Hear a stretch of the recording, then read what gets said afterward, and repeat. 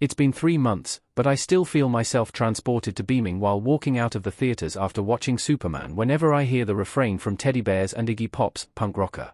That's what I imagine people experienced after watching Christopher Reeve convince them a man can fly in 1978 Superman, the perfect non-animated action movie for kids to watch. Nearly 50 years separate the two movies, both of which celebrate the Man of Steel's role as a symbol of hope in his world. There have been attempts to bring him to the big screen in live action during that half a century, but none of those films are as fundamentally rooted in what the character represents as 2025's Superman movie. Every Superman movie involves the personal touches of the screenwriter and director, which often include complete reinterpretations of the character. A few renditions of Superman in live action have significantly deviated from the source material, but that doesn't automatically make them worse movies. A specific detail in James Gunn's movie puts it a cut above the rest with the '78 classic. Superman inspires other characters to do better. Superman is an ensemble movie masquerading as a one-man show. The titular character is the obvious protagonist, but a host of side characters appear in the film, too. Mr. Terrific, Guy Gardner, and Hawkgirl, aka the Justice Gang, are introduced in Superman. Jimmy Olsen, Eve Tessmacher, and Metamorpho also have significant roles, as do Lex Luthor and Lois Lane, obviously. All the individual character arcs matter, as most of them, barring Lex and the other villains in Superman 2025, make challenging choices in the film. They choose to be better people, inspired by Superman and his undying dedication to humanity. Guy Gardner, despite insisting he vowed not to interfere in politics, eventually does go to help the people of Jaranpur. Similarly, Metamorpho, despite being blackmailed by Lex Luthor, decides to stop wallowing in self-pity and helps Superman break him and his son out of Lex's pocket dimension. They wouldn't have been able to do so had Lois Lane not chosen to chase after Superman, even rushing into a dangerous pocket dimension, although her motivation is more personal than the others. Then there's the martyr, the only man who dies in the movie, the falafel stand owner, Malik, who rushes to Superman's aid after he's dropped from the sky by Ultraman.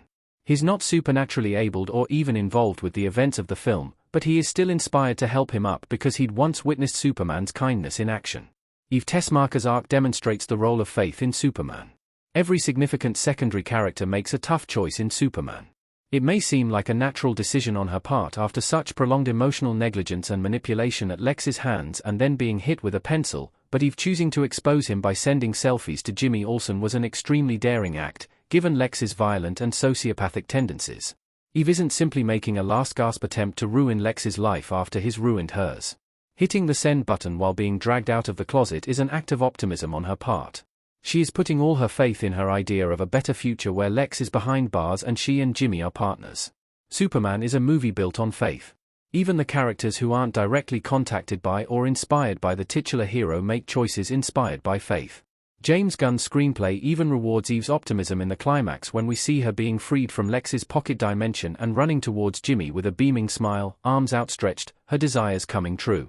Clark's own story in Superman is about having faith. Superman himself is not above suffering from an existential crisis. His presence may be a source of faith for others, but he also runs on faith. He had put his faith in the words of his birth parents, who seemed to be urging him to serve humanity to the best of his abilities. Those words defined him as a superhero.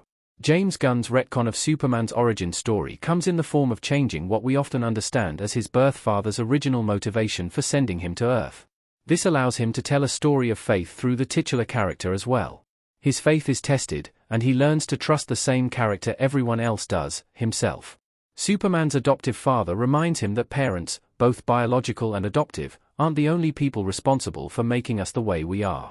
Superman must realize that he has been making the right choices, even if the message he puts his trust in actually says something else. Superman thus eventually finds faith in his ability to do and be good. Superman is supposed to be a symbol of hope. While the many interpretations of Superman between 1978 and 2025 have highlighted different aspects of the character, or even invented facets that weren't there in the comics, only Christopher Reeve's original Superman movie and this one starring David Corenswet focus so much on how Superman's existence injects hope into his world, and gives its people a reason to have faith.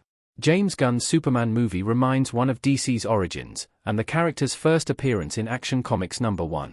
He was created in the '30s by Joe Shuster and Jerry Siegel, both children of recent Jewish immigrants. They were horrified by the stories of persecution in Europe, and their interest in helping the downtrodden was expressed in the form of Superman.